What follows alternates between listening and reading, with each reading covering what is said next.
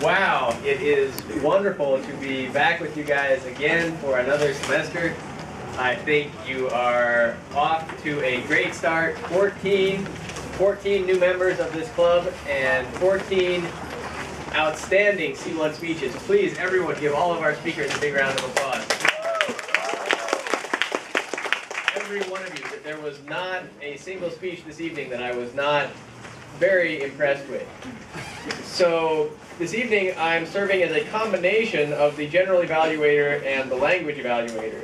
So I'll spend most of my time on the language evaluation and just make a few comments as the general evaluator.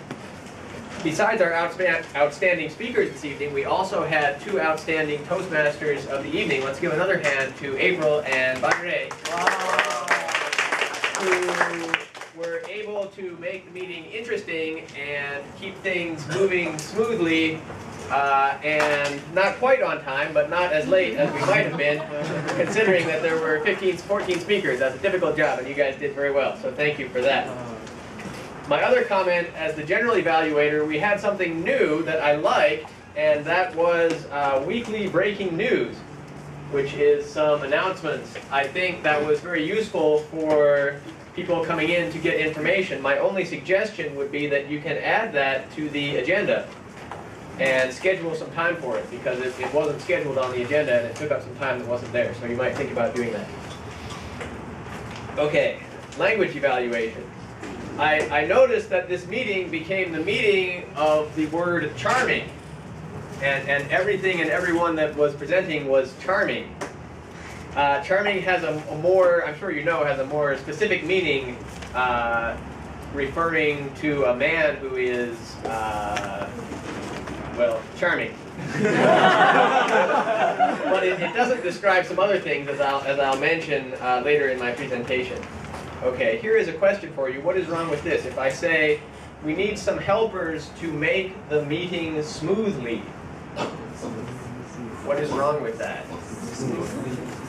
We can say to make the meeting smooth, but a native speaker would be more likely to say make the meeting go smoothly. So go is a verb that you can use for the meeting, and it will go smoothly. I hear this mistake a lot here in Taiwan. One person confused the word habit with the word hobby. A hobby is something that you do in your spare time because you're interested, like playing the piano or basketball. A habit is something that you do mindlessly without thinking about it, like chewing your fingernails or twirling your hair or twiddling your thumbs or something like that. So if you're describing activities that you do for fun, you should say a hobby instead of a habit. One speaker had a phrase that I liked very much. They said some activity was a piece of cake, which is an idiomatic expression meaning that it's very easy. That's exactly correct usage of that phrase.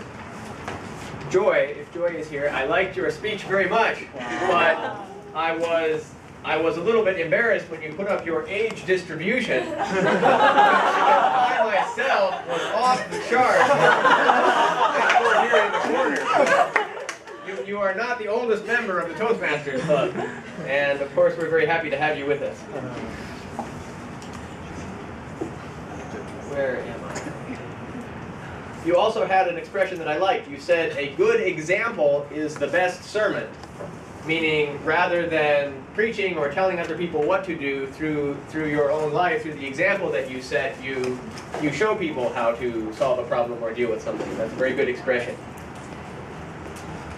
Okay, what is wrong with this? We are very enjoy your speech. Yes, we enjoyed your speech very much. We don't say very enjoy. Enjoy is a verb, and we don't use very with a verb. We enjoyed your speech very much. And I was really appreciate Richard. Similar problem. I was really appreciate Richard. I really appreciate, or I really appreciated Richard. Present or past tense. Okay, this is a subtle distinction, but it's important. What does it mean if I say, until today I enjoyed cooking? I enjoyed cooking until today.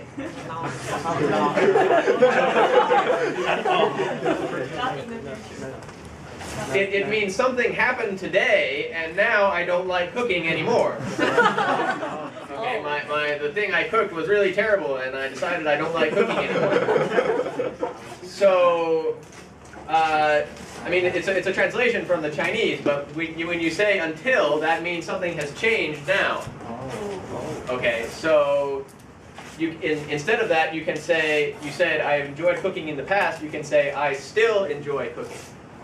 Okay, that means you enjoy cooking now even as you're speaking, and you'll continue to enjoy it in the future. Joey, I liked your picture of yourself reading the Chinese newspaper upside down. It reminds me of myself when I first came to Taiwan, and I picked up the newspaper, but I didn't know which way was up.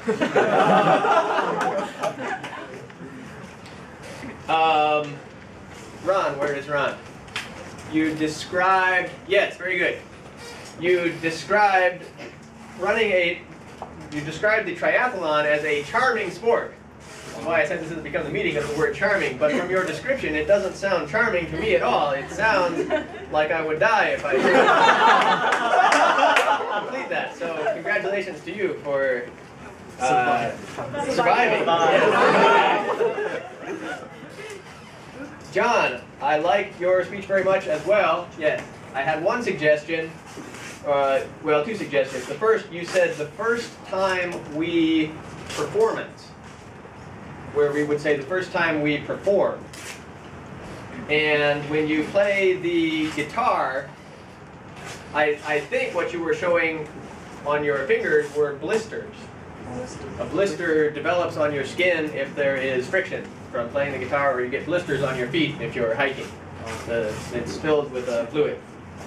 I was sitting there thinking, and I don't know what to call the thing that you put on your head. It might be, I mean, you could say hat. It might also be a cap. But I'm not sure. I'm going to go home and search on Google and see if I can figure out what to call that. And my last comment, it seems my speech is not being timed because our timer is tearing up little pieces of paper. Okay. The last comment that I will make, one of our later speakers who is in medical school had a very good word. They said that they had to do a lot of menial, M-E-N-I-A-L, menial tasks. So a menial job or a menial task is something that is boring and repetitive. Something you'd rather not have to do. So they force all of the new incoming medical students to do those menial tasks. Or if you work in a laboratory, there may be many menial tasks. Simple, boring things that you have to do repeatedly. Okay, that concludes my language evaluation. To go back briefly again to my second role as general evaluator, let me just say to all of you again, congratulations. This is a fantastic start to the new semester. Congratulations to everyone that came up here on the stage for the first time. Trust me, the first speech is the most difficult. It only gets easier and more rewarding from here. I encourage all of you to continue in your career in Toastmasters, and I look forward to hearing from all of you in the future your C2 through C10 speeches. And I will return control to our Toastmasters of the evening. Thank you.